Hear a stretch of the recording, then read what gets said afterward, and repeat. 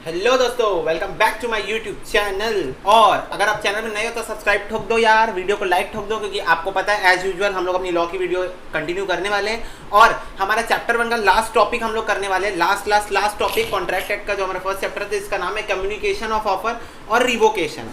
Communication, revocation of offer and acceptance. तो जैसा कि आप लोग essentials of a valid offer और essentials of a valid acceptance के अंदर हम पढ़ के आए हैं। क्या पढ़ के आए कि भैया ऑफर हो चाहे वो एक्सेप्टेंस हो, कम्युनिकेशन इज इंपॉर्टेंट। अगर मैं हाँ लिख के लेटर को ड्रॉअर में डाल के रख दूंगा तो उसको एक्सेप्टेंस नहीं मानते। क्यों नहीं मानते? क्योंकि मैंने आपको एक्सप्रेस ही नहीं किया, मैंने आपको रिप्लाई ही नहीं किया, मैंने आपको कम्युनिकेट ही नहीं किया, तो कैसे एक्सेप्टेंस हो जाएगी? वैसे ही ऑफर के केस में मैं अपने मन में सोच लिया कि मुझे आपको लॉ पढ़ाना है, मैंने आपको बोला ही नहीं, मैंने आपको कम्युनिकेट ही नहीं किया, तो क्या माना जाएगा? मैंने आपको ऑफर किया नहीं।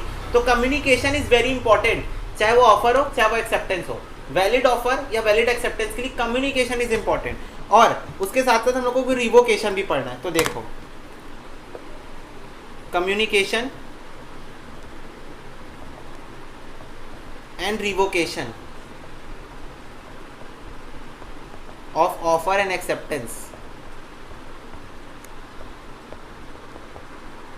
ये हमको पढ़ना है। ठीक है, क्लियर हुआ? तो चलो इसको हम लोग देखते हैं, एग्जाम्पल लेते हैं। सबसे पहले देखो, एक आदमी है, एक बी है। ए ने बी को ऑफर भेजा थ्रू अ लेटर। हमारे एग्जाम्पल में लेटर है, लेटर इज एक्स लेटर से ऑफर भेजा। ठीक है, अब एक बात बताओ, अब मैं आपसे एक एक करके क्वेश्चंस पूछते जाऊंगा, आप लोग अपने आप में आंसर देंगे और मैं मान लूंगा कि आप मुझे आंसर दे रहे हैं। ठीक है, तो ए ने बी को एक लेटर भेजा, जिस लेटर का नाम था एक्स। तो एक बात बताओ, ए ने बी को क्या किया? ए बी को ऑफर लेटर भेजा है ना, ऑफर लेटर है ये, ऑफर लेटर है। ठीक है, कि क्या तू मेरा फोन परचेस करेगा क्या? ए ने बी को लेटर भेजा। तो एक बात बताओ, ये लेटर का कम्युनिकेशन कब कंप्लीट होगा? भैया जब ये लेटर बी के पास पहुंच जाएगा, बी को ये लेटर रिसीव हो जाएगा, रिसीव्ड एक्स, तब मान लिया जाएगा कि क्या हुआ, ऑफर बी के पास पहुंचा और ऑफर कम्युनिकेट हो गया। तो कम्युनिकेशन ऑफ ऑफर कब कंप्लीट होता है? जब उस पार्टी को वो लेटर मिल जाता है जिसको हम ऑफर कर रहे हैं। क्लियर हुआ? मैं इस केस में बी को ऑफर कर रहा हूं, मैं ए मान लो मैं हूं, तो मैं इस केस में बी को ऑफर कर रहा हूं। तो जब ये लेटर बी के हाथ में पहुंच जाएगा, बी इसको पढ़ लेगा, तो मान लिया जाएगा कि ये ऑफर कम्युनिकेट हो गया है, कम्युनिकेशन इज कंप्लीटेड। क्लियर हुआ? अब देखो, ये लेटर बी को मिल गया तो हमने मान लिया कि ऑफर का कम्युनिकेशन कंप्लीट हो गया। एक बात बताओ, ऑफर स्टार्ट कब हुआ था? ऑफर स्टार्ट भैया तब हुआ था जब ए ने लेटर को पोस्ट कर दिया था। तो जैसे ही ए ने लेटर को पोस्ट किया, लेटर को ए ने जब पोस्ट किया, तब कम्युनिकेशन स्टार्ट हो गया, कम्युनिकेशन स्टार्ट हुआ। और कम्युनिकेशन कंप्लीट कब हुआ?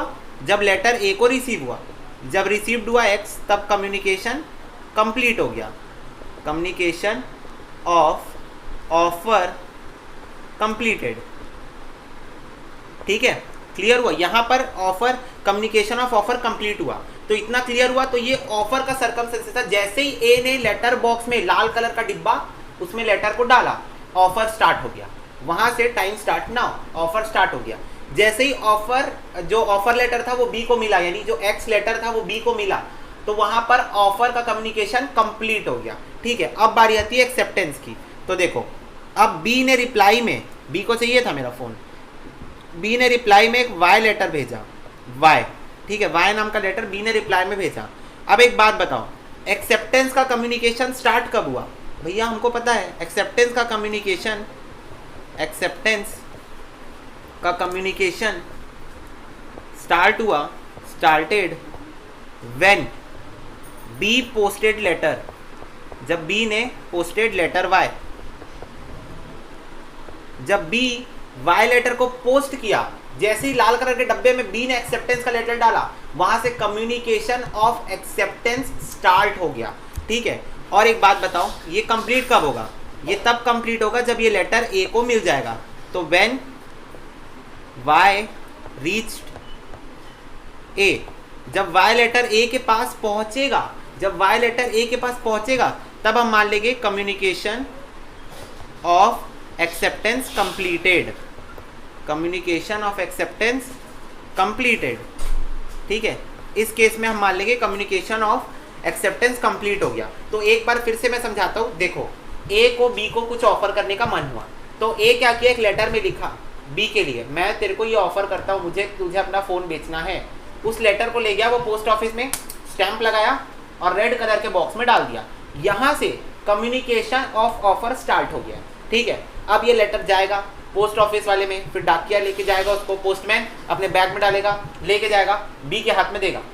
जब वो बी के पास पहुंचा, जब वो लेटर नंबर एक्स बी के पास पहुंचा, तब ये मान लिया जाएगा कि कम्युनिकेशन ऑफ ऑफर अब यहाँ पर कंप्लीट हो गया। स्टार्ट हुआ था जब ए उसको डाला और जैसे बी को पहुंचा कंप्लीट हो गया। अब बी देखा वहाँ ये तो मेरे को अपना फ़ोन बेचना चाह रहा है, बी बोला मैं तो खरीदूंगा इसका फ़ोन। तो बी ने एक लेटर लिखा, हाँ मुझे तेरा फ़ोन खरीदना है, स्टैंप लगाया, जाके रेड कलर के बॉक्स में डाल दिया। ये क्या हुआ, यहाँ से जैसे ही बी एक्सेप्टेंस लेटर को रेड बॉक्स में डाला, कम्युनिकेशन ऑफ एक्सेप्टेंस स्टार्ट हो गया। कम्युनिकेशन ऑफ एक्सेप्टेंस स्टार्ट हो गया। अब ये कम्युनिकेशन ऑफ एक्सेप्टेंस यानी वाई लेटर ए के पास पहुंचा, और जब वो ए के पास पहुंचा तब ये मान लिया जाएगा कि कम्युनिकेशन ऑफ एक्सेप्टेंस कंप्लीट हो गया। कम्युनिकेशन ऑफ एक्सेप्टेंस कंप्लीट हो गया। तो ये था तुम्हारा communication of offer and acceptance. ठीक है, तो इसको एक बार देख लो, निहार लो, इस डायग्राम को बना लो, फिर हम लोग रिवोकेशन देखते हैं इसी डायग्राम से कि रिवोकेशन मतलब क्या होता है और रिवोकेशन कैसे होता है, इसको नोट कर लो। चलो ठीक है, अब रिवोकेशन देखते हैं। भैया पहले रिवोकेशन मतलब बताओ, हमको नहीं समझ में आ रहा। रिवोकेशन मतलब भैया कैंसल करना।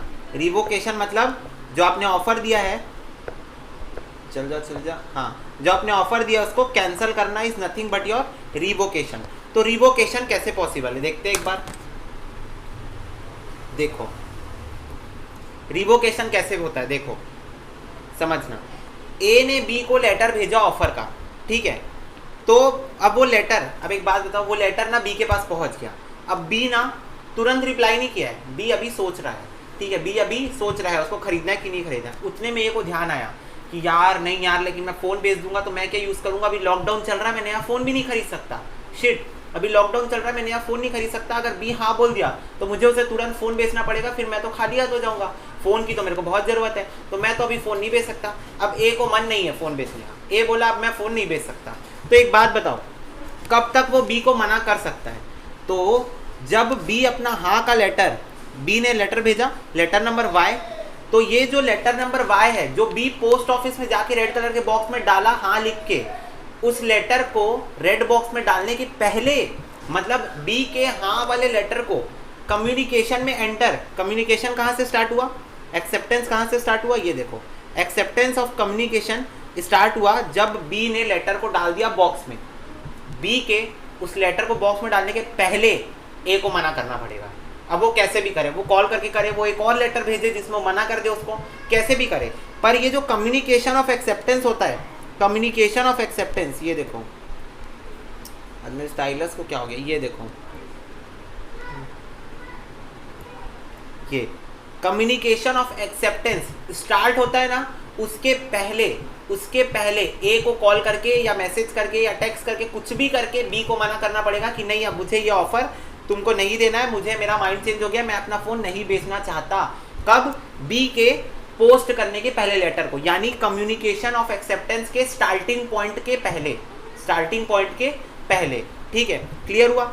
और अब बताओ, तो ऐसे में ऑफर क्या हो जाएगा, रिवोक हो जाएगा, ऐसे में ऑफर कैंसिल हो जाएगा। अब मान लो ए को अपना ऑफर रिवोक नहीं करना था, लेकिन बी क्या किया, लेटर को डाल दिया बॉक्स में, लेटर को रेड कलर के बॉक्स में डाल दिया। अब वो जब लेटर पहुंचने में 2-3 दिन लगता है, उसने रेड बॉक्स में डाल दिया। फिर उसके बाद बी नाम ऐसी नेट में सर्च कर रहा था, तो नेट बी को दिखा यार ये मेरे को 10,000 में अपना फ़ोन बेच रहा है, मेरे को एक नया ब्रांड न्यू फ़ोन 12,000 में मिल रहा है, इससे भी अच्छा फ़ोन कोरोना में ऑफर चल रहा है, 12,000 रुपये में मेरे को मिल रहा है ये फ़ोन। उसका माइंड चेंज हो गया, वो बोला मैं नहीं खरीदूंगा ये का फ़ोन, मैं नहीं खरीदूंगा। लेकिन क्या करे भैया, आपने तो कम्युनिकेशन को रेड बॉक्स में डाल दिया है, आपका लेटर तो अभी रास्ते में है, ए तक पहुंचने वाला है। तो बी कब तक एक्सेप्टेंस को रिवोक कर सकता है? बी को एक्सेप्टेंस को रिवोक करना पड़ेगा ए के पास लेटर पहुंचने के पहले, मतलब कम्युनिकेशन ऑफ एक्सेप्टेंस कंप्लीट होने के पहले। ए के पास ये लेटर आएगा ना, ये लेटर, इस लेटर को ए के पास पहुंचने के पहले ही बी को कॉल करके ए को बोलना पड़ेगा कि मैं नहीं लूंगा तेरा फ़ोन, ठीक है, या फिर कुछ दूसरा लेटर भेजे, स्पीड पोस्ट भेजे, टेलीग्राम में भेजे, व्हाट्सएप करे, ईमेल करे, कुछ भी करे, पर इस लेटर को ए के पास पहुंचने के पहले बी को अपना एक्सेप्टेंस कॉल करके मना करना पड़ेगा। ठीक है, मना करना पड़ेगा किसी भी हाल में, तब फिर मान लिया जाएगा कि जो एक्सेप्टेंस है वो रिवोक हो गया। Otherwise not possible. ठीक है, क्लियर हुआ। तो ये रिवोकेशन था। एक बार और बताता हूँ रिवोकेशन। अगर आपको ऑफर रिवोक करना है तो बी के रिप्लाई करने के पहले, यानी बी जो रिप्लाई करने वाला लेटर डालेगा उसके पहले आपको उसको कॉल करके बोल देना है कि मुझे ये ऑफर कैंसिल करना है, तो ऑफर रिवोक हो जाएगा, उसके बाद नहीं हो पाएगा। ठीक है। और अगर आपको एक्सेप्टेंस रिवोक करना है, एक्सेप्टेंस रिवोक करना है तो लेटर को ए के पास पहुंचने के पहले आपको उसको मना करना पड़ेगा। लेटर अगर ए के पास पहुंच गया तो कोई नहीं रोक सकता फिर उसको। ठीक है, लेटर को ए के पास पहुंचने के पहले आपको ऑफर एक्सेप्टेंस को क्या करना पड़ेगा, रिवोक करना पड़ेगा। ठीक है, तो एक बार मैं शॉर्ट में इसको लिखवा देता हूँ। ठीक है, आप लोग सब नोट डाउन कर लेना। चलो मैं तुम लोग की शॉर्ट नोट्स बना के रखूँ। देखो, ऑफर विल कंप्लीट when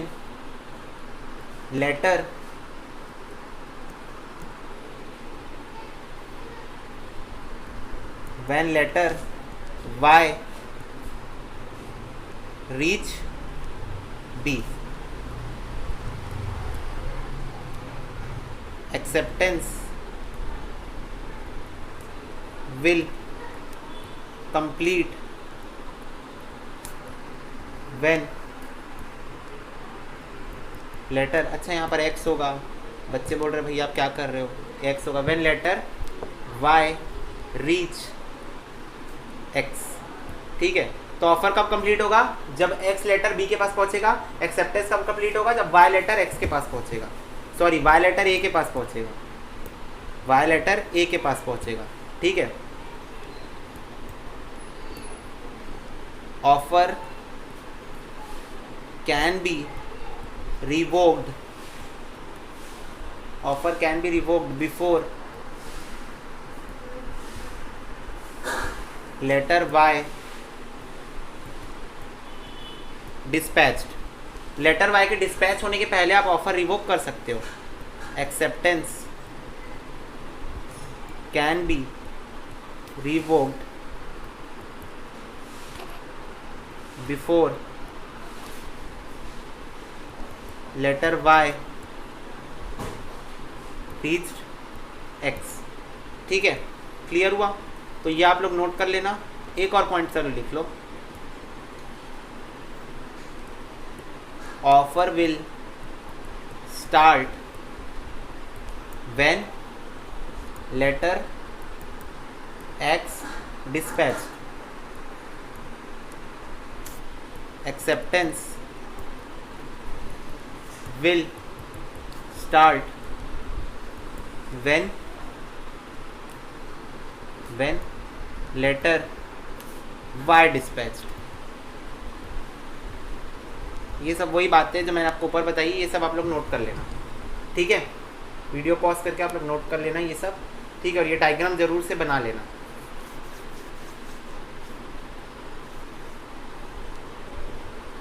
चलो एक बार थोड़ा सा बुक से दिखा दूँ तो दिखा देता हूँ तुम लोगों को सेटिस्फैक्शन मिल जाएगी नेक्स्ट लेवल वाली। देखो, communication of offer and acceptance.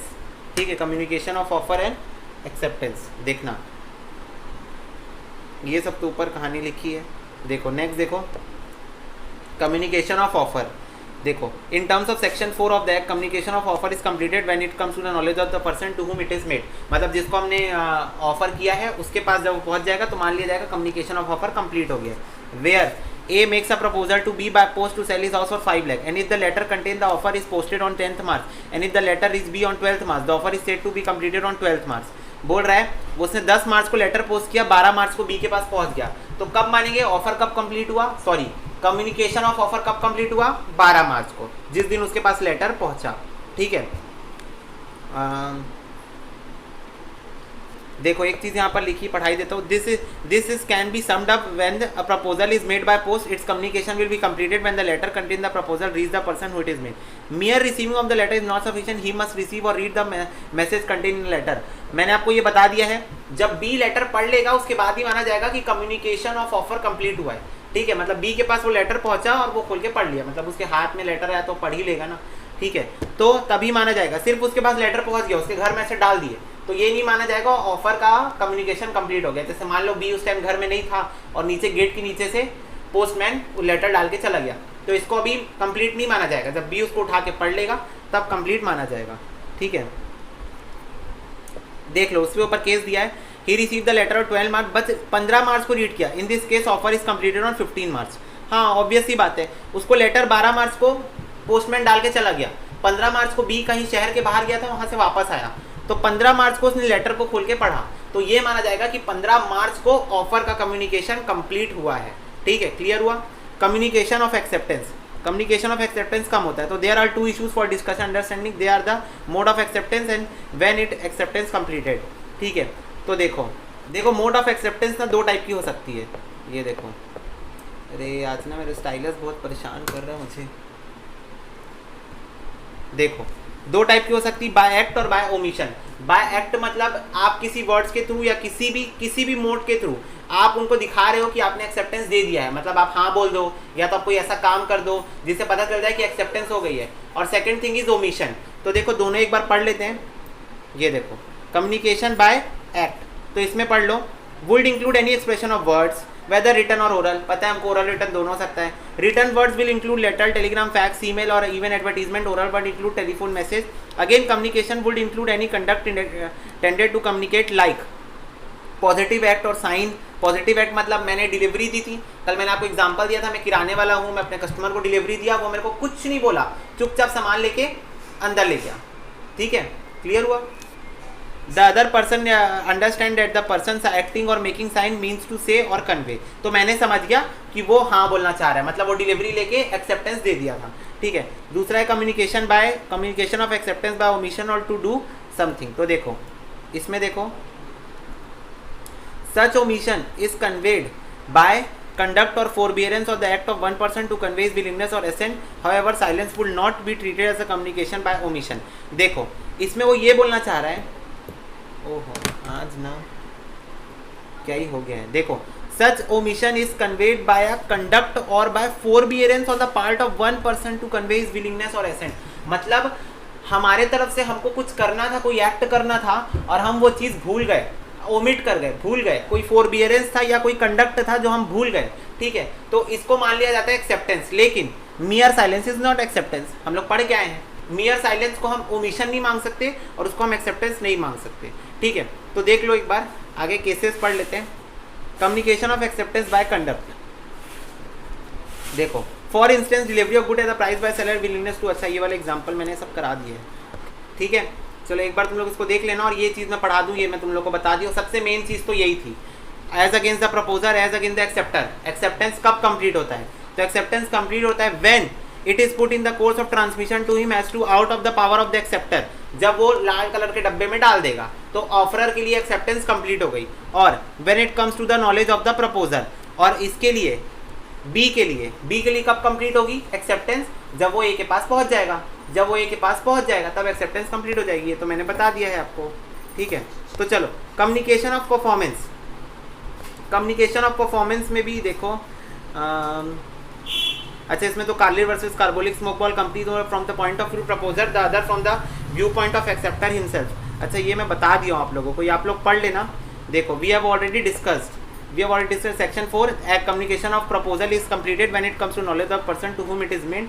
As regard acceptance of proposal, the same will be viewed from the two angles, from the viewpoint of proposer और acceptor himself। तो मैंने दोनों का व्यू पॉइंट आपको बता दिया है, दोनों को बता दिया है। रिवोकेशन मैंने बता दिया है, देखो पढ़ा देता हूँ, जो मैं बताया हूँ वही होता है।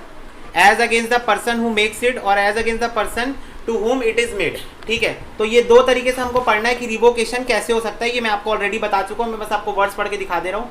देखो when it is put into a course of transmission to the person to whom it is made. देखो भाई जैसे ही मैं रिवोकेशन का लेटर डब्बे में डालूंगा, मेरे तरफ से रिवोकेशन तो हो गया, मेरे तरफ से रिवोकेशन हो गया। ठीक है, मतलब proposer, person who makes it, जिसने ऑफर दिया था, तो कौन ऑफर देता है भाई? ऑफरर ऑफर देता है, तो ऑफरर के साइड से तो ये काम हो गया। ठीक है, ये देखो। और as against the person when it comes to the knowledge, when it comes to his knowledge. तो जब एक बात बताओ, ए की तरफ से रिवोकेशन कब हो गया था? कहाँ है ए की तरफ से रिवोकेशन तभी हो गया जब ए उसको लाल डब्बे में डाल दिया रिवोकेशन लेटर को। ठीक है, तो ए की तरफ से रिवोकेशन हो गया। बी की तरफ से रिवोकेशन कब होगा? बी की तरफ से रिवोकेशन तब होगा जब उसको पता चलेगा कि ए ने बोला है कि अब मुझे ये ऑफर आगे कंटिन्यू नहीं करना है, जब उसको लेटर मिलेगा। ठीक है, तो देखो यहाँ पर यही लिखा है, when it comes to the knowledge of B, देख लो बी के नॉलेज में आएगा तब ये मान लिया जाएगा कि रिवोकेशन हो गया है, ठीक है। और यहाँ पर कब होगा, जब ए बोला कि मैं तो डब्बे में डाल दिया, तो मेरे तरफ से तो भाई मैं ऑफर कैंसिल कर दिया हूँ। ए बोला मेरे तरफ से तो ऑफर कैंसिल हो गया, तो वो जैसे डब्बे में डाला रिवोकेशन मान लिया जाएगा ए के तरफ से। और बी के तरफ से रिवोकेशन कब माना जाएगा, जब बी को पता चलेगा कि ए ने ऑफर रिवोक कर दिया है, ठीक है। क्लियर हुआ, तब बी को पता चलेगा। अब ये सारे एग्जांपल्स हैं, थ्रू पोस्ट टू टेलीग्राम, ये सब तो एकदम जनरल चीज। अच्छा ये बताना जरूरी है, ये बताना जरूरी है, revocation of proposal otherwise then by communication. मान लो कम्युनिकेशन के थ्रू रिवोकेशन कोई करना ही नहीं चाहता था, ना ए करना चाहता था ना बी करना चाहता था, पर उसके अलावा भी कोई केस ऐसा है क्या जिसमें रिवोकेशन पॉसिबल है? ऐसा कोई केस बन सकता है जिसमें बिना कम्युनिकेशन के भी ऑफर या एक्सेप्टेंस रिवोक हो जाए? मैंने बोला हाँ है ऐसे केसेस। तो देखो ये केसेस है, बाय नोटिस ऑफ रिवोकेशन, ये तो हमने देख लिया, by notice of revocation, by lapse of time. मान के चलो मैंने आपको पेरिशेबल गुड्स का ऑफर दिया था, मैंने आपको पेरिशेबल गुड्स का ऑफर दिया था कि भैया टमाटर लोगे क्या, आपका रिप्लाई ही नहीं आया 3-4 दिन तक, तो भाई मैं मान लूंगा कि ऑफर ऑफर जो है रिवोक हो चुका है। क्यों? आपको ये मानना है कि ऑफर रिवोक हो चुका है, क्यों? क्योंकि भाई कॉमन सेंस की बात है, पेरिशेबल गुड्स से 2 से 3 दिन में तो सड़ जाते हैं, खराब हो जाते हैं, तो आपको अगर आप रिप्लाई नहीं कर रहे हो तो आप ये भी मान लेना कि ऑफर रिवोक हो गया है, ठीक है। तो बाय लैप्स ऑफ टाइम देख लो, इसके ऊपर मेरे को एक केस लॉ बताना है, राम्सगेट विक्टोरिया होटल वर्सेस मॉन्टीफ्योरे, ठीक है। और हाँ ये वाला मेरे को बताना है। तो देखो इस वाले केस लॉ में क्या हुआ था, एक आदमी था, देखो एक आदमी था, उसने एक कंपनी के शेयर के लिए अप्लाई किया, उसने एक कंपनी के शेयर के लिए अप्लाई किया जून के समय में, in the month of June उसने अप्लाई किया कंपनी के शेयर के लिए। कंपनी ने अलॉटमेंट दी नवंबर में, ओहो इतने 6 महीने बाद, जून जुलाई अगस्त सितंबर अक्टूबर नवंबर, 6 महीने बाद, तो अब इस इंसान ने अलॉटमेंट लेने से मना कर दिया। तो कोर्ट ने बोला कि ये जो इंसान है वो सही है, क्यों? क्योंकि भाई कॉमन सेंस की बात है, जून में अप्लाई किया था, 6 महीने बाद अब अलॉटमेंट कर रहे हो, नवंबर में अलॉटमेंट कर रहे हो, तो ये इंसान के पास पूरा राइट है, मना कर देगा। क्यों?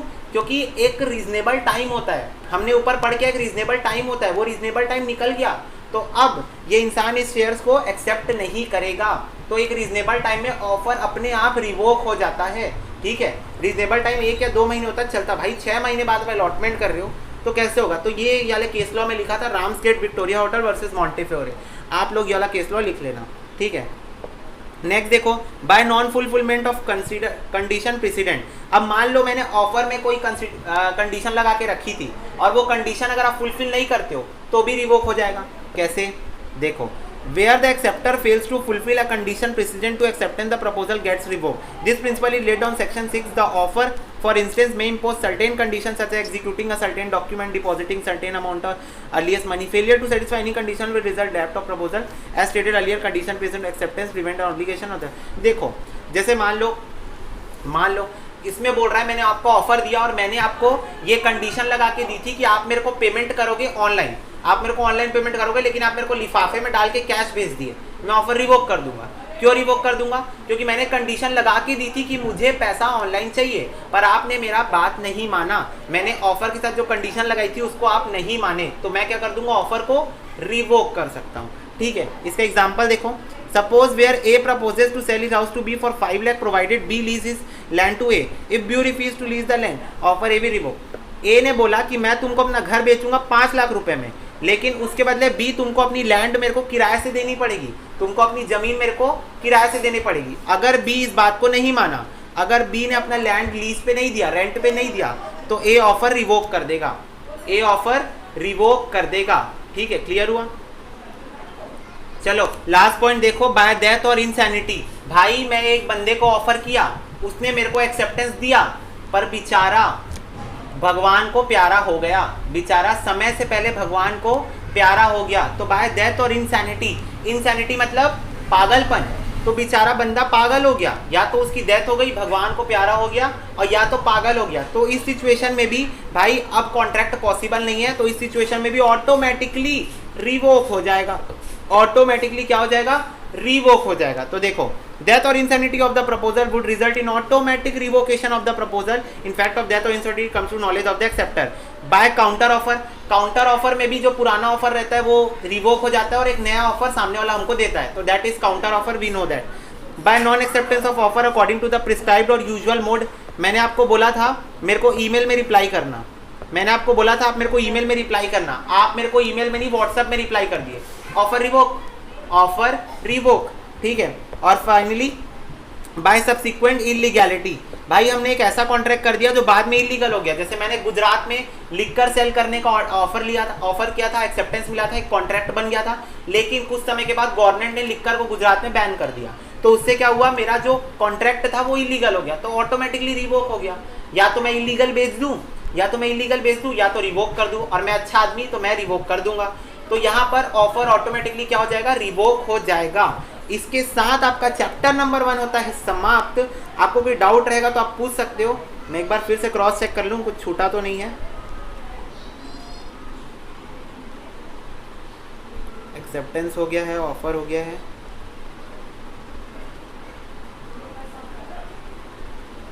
Okay very good.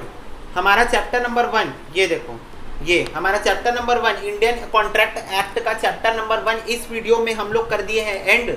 4 लॉ की वीडियो हो गई हमारी, आई थिंक 4, हाँ ठीक है। तो ये हमारी लॉ की वीडियो हुई इतनी यहाँ पर समाप्त चैप्टर नंबर 1 की। नेक्स्ट वीडियो से हम लोग चैप्टर नंबर 2 यानी आपका कंसिडरेशन स्टार्ट करने वाले हैं। इस वीडियो में इतना ही, मिलते हैं आपसे अगले वीडियो में, तब तक के लिए बाय बाय।